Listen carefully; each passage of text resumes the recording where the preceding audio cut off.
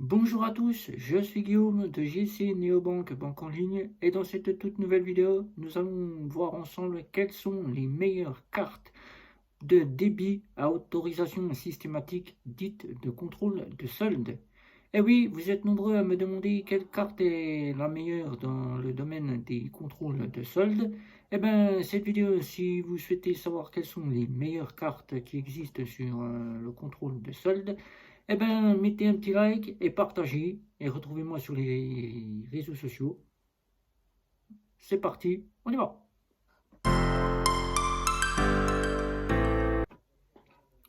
Un classement des meilleures cartes de débit à autorisation systématique dite de contrôle de solde, auquel vous êtes nombreux à me demander quelle est la meilleure carte dite de débit à contrôle de solde.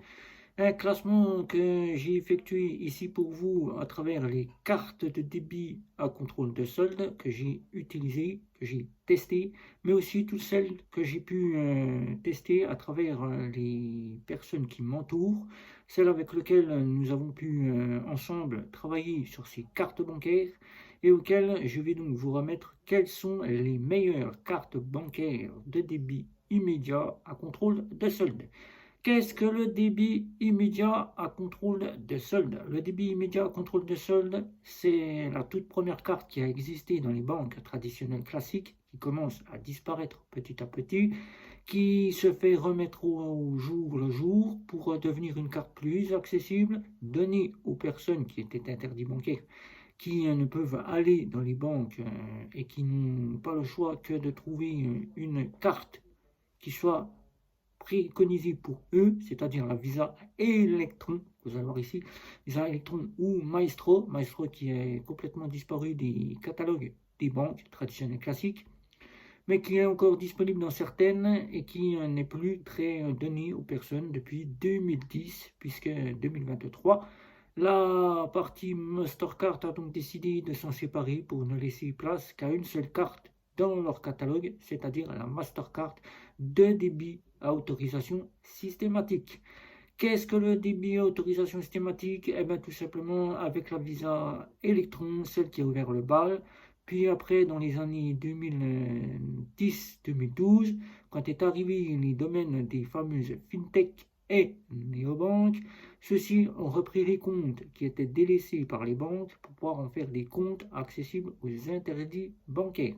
Mais avec le fil du temps, les banques n'ont plus donné satisfaction aux clients. Certaines partent directement dans le domaine des banques en ligne, d'autres partent dans le domaine des fintech et des néobanques. Ceux-ci, fintech et néobanques, ne sont donc plus vraiment des comptes pour les interdits bancaires, mais des comptes pour tous ceux qui souhaitent y ouvrir un compte. Eh bien, ces cartes-là sont arrivées sur le marché et se développent de plus en plus, puisque depuis pratiquement 2019-2020, la partie des terminals de paiement en France redevient un terminal online pour faire en sorte que la carte soit plus accessible et mieux au passage des terminaux de paiement. Quand vous allez payer maintenant, votre carte bancaire sera automatiquement en online. Vous ne verrez pratiquement plus de offline.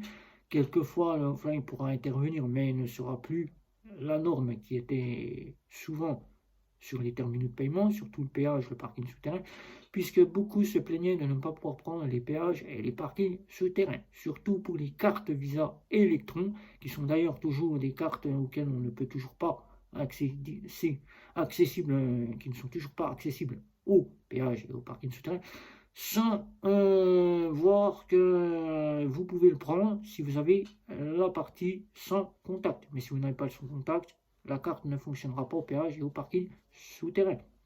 Certains points où la carte Visa Electron ne peut être acceptée par le terminal de paiement, où là, il peut y arriver, mais très rarement, puisque maintenant tout passe en online, un terminal de paiement qui n'est pas connecté et est en hors ligne, ce qui fait que la carte Visa Electron ne peut pas être acceptée et le paiement est donc refusé.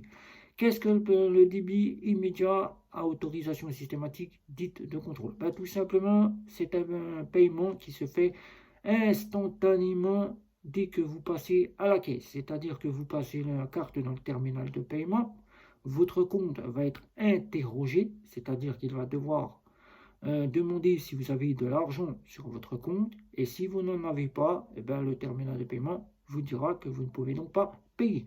C'est instantané puisque dès que le paiement est validé sur le terminal de paiement, votre débit est débité de votre compte. Votre solde est mis à jour instantanément. C'est cela le débit immédiat autorisation systématique. Il existe des cartes ici, comme vous voyez, des débits à autorisation systématique. Mais on va voir quelles sont les meilleures cartes de débit immédiat à contrôle de solde. Eh bien, on va commencer par les banques traditionnelles classiques, nos fameuses banques populaires, caisse d'épargne, CIC, etc., etc. Eh bien, toutes celles-ci, les meilleures cartes que vous trouverez en débit immédiat à contrôle de solde, ce sont maintenant, en 2023, les Visa classiques. Visa classiques qui sont beaucoup plus acceptés que la Visa Electron, qui pour certaines ont changé de nom, mais sont toujours dans la catégorie des Visa Electron. Visa classique, caisse d'épargne, quasi systématique en plus, et qui comporte la fonction ici que vous voyez ici sur la carte de chez Hello Bank, la fonction ici CB. Voilà. Et votre carte sera la plus fonctionnelle des cartes à autorisation systématique, car elle comportera la mention CB. C'est donc le réseau CB en France qui a toujours existé sur les cartes bancaires pour donner une meilleure acceptation au paiement qui sera prise en charge par la carte de débit immédiat à contrôle de solde.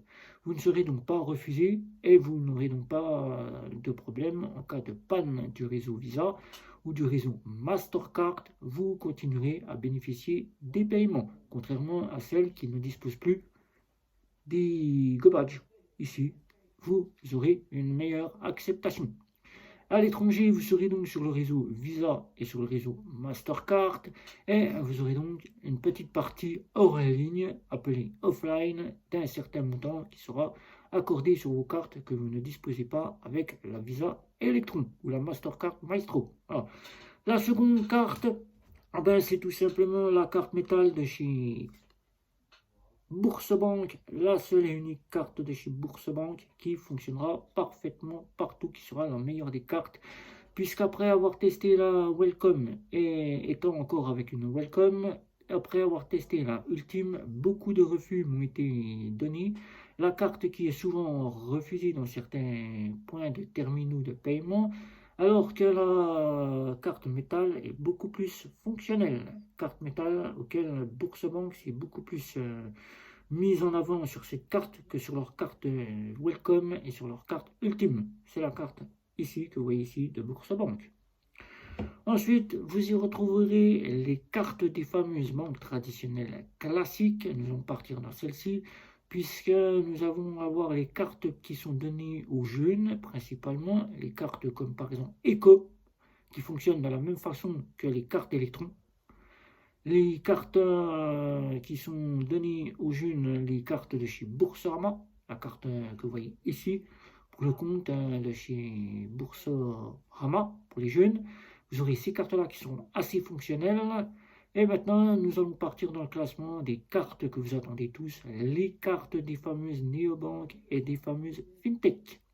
Eh bien, on va commencer par les fintech, puisque par les fintech, il faut savoir que c'est du débit immédiat à autorisation systématique. Certaines sont quasi systématiques, je répète, quasi systématiques. C'est comme pour la carte de la banque traditionnelle classique, Visa classique, qui depuis 2023 passe tous en quasi systématique. Carte qui vous donnera la possibilité de pouvoir payer en cas de hors ligne sur le terminal de paiement. En cas où vous partez à l'étranger, terminal de paiement hors ligne, vous pourrez payer sur un plafond défini par la fameuse fintech. Vous aurez donc Lydia, la plus fonctionnelle des cartes de débit à autorisation systématique, quasi systématique.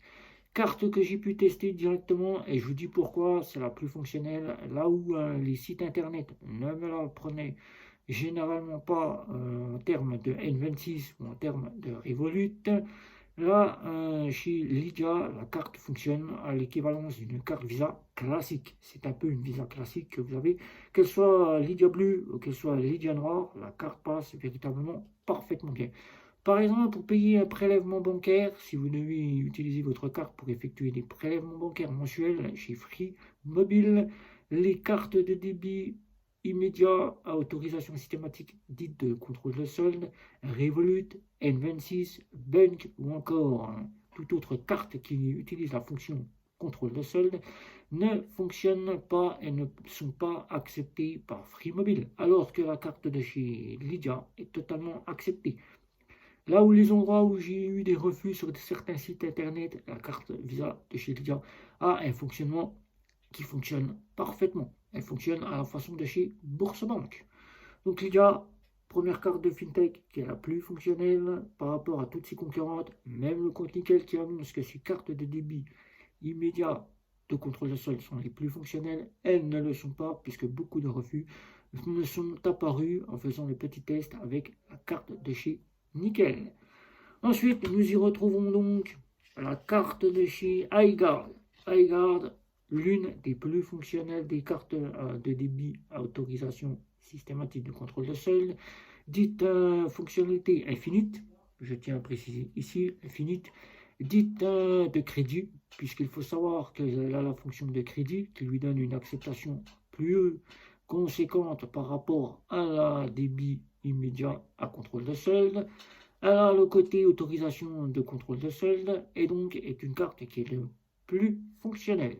La plus fonctionnelle, grâce à celle-ci, nous pouvons donc louer un véhicule, louer une chambre d'hôtel, puisqu'elle est inscrite au réseau Visa Infinite Bulgare. Vous pouvez donc louer des chambres d'hôtel de luxe, vous pouvez louer une voiture de luxe, vous pouvez aller dans un restaurant chic et vous pouvez faire du 4 fois son frais, alors que les cartes de débit immédiat de contrôle de solde, généralement, tout ceci ne peut être fait puisque l'e-loueur ou le 4 fois son frais sont souvent refusés.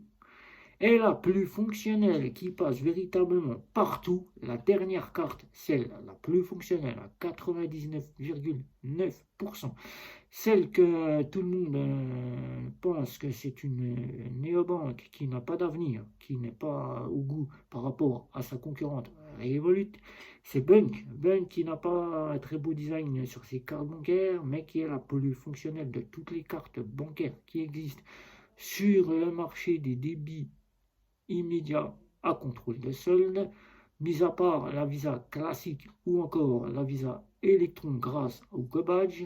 Cette carte bancaire vous donnera, tout comme celle de iGuard, le côté endossi crédit pour son acceptation. Vous pourrez donc louer un véhicule, louer une chambre d'hôtel, mais aussi passer sur tous les sites auxquels les cartes de débit immédiat à contrôle de solde sont refusées. Cette carte bancaire vous donnera la possibilité de faire du 4 fois son frais et niveau refus, principalement, il n'y en a pas vraiment, sauf si vous n'avez pas d'argent sur votre compte.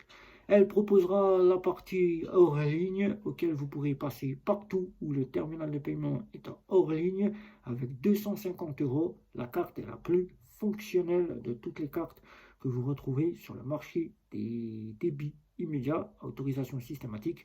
À côté, elle se range au niveau des cartes Visa classiques qui sortent maintenant à débit à contrôle de solde. Elle est donc une carte qui passe véritablement partout sans pratiquement de refus, là, auquel vous aurez une carte quasiment bien à mettre dans votre portefeuille si vous ouvrez un compte chez Bank. Voilà, donc j'ai fait ce petit classement. Ce petit classement, je l'ai fait à partir des paiements que j'ai pu effectuer sur certaines de ces cartes bancaires. Les paiements auxquels j'ai pu faire cela sur Internet, auxquels je me suis rendu compte que certaines cartes sur Internet n'étaient pas toujours acceptées, les cartes auxquelles certains de mon entourage ont pu les tester à mes côtés, car j'ai pu voir leur fonctionnalité, leur fonctionnement, et j'ai pu me rendre compte des celles qui étaient les meilleures du marché. Je rajouterai la carte Phospho de Mastercard de chez Fortunio, qui est une carte qui se rangera aux côtés de ce qu'il y a dans les banques néobancaires. Une carte qui est assez fonctionnelle, mais qui, je mettrai un point de guillemets, peut arriver au niveau de Revolut et de N26, puisque certains sites internet ne la considèrent pas comme une carte de paiement, puisqu'ils n'en veulent pas du tout. Et elle se rangerait plutôt aux côtés des Visa, Electron et des Maestro. Voilà, donc vous savez à peu près les meilleures cartes du classement. Si vous avez des questions, n'hésitez pas. Partagez, likez et surtout abonnez-vous. Les réseaux sociaux, et c'était Guillaume. Ciao, ciao, ciao.